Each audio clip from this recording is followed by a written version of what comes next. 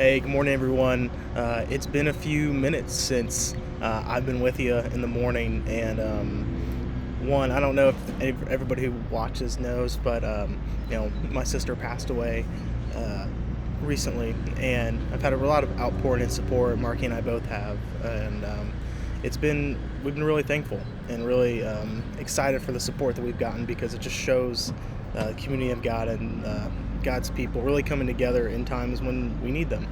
Um, and it reminded me of Exodus, and I've been in Exodus working on a project, and something that it reminded me of was Exodus 15, which is called the Moses Psalm or the Miriam Psalm, and it starts like this, and he says, this is Moses writing this, or someone's writing this song. It's kind of added, might have been added later, but it's this worshiping moment in the middle of they just got away from the Egyptians, from the Red Sea, and all this stuff's still crazy. They're not in the Promised Land yet, but they're gonna stop.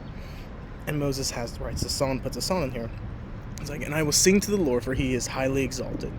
He has thrown the horse and its rider into the sea. That's Egypt. The Lord is my strength and my song, has become my salvation. This is my God, and I will praise Him.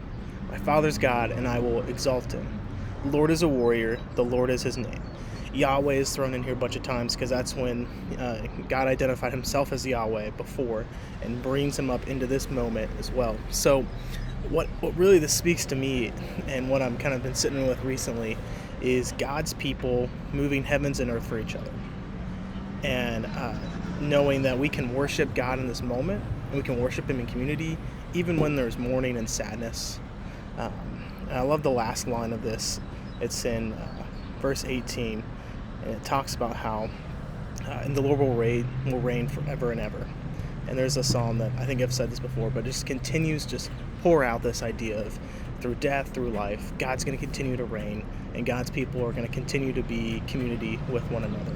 So I hope that encourages you this morning, and go out there and love on people like you normally do, praising God through the middle of triumph, the middle of sorrow.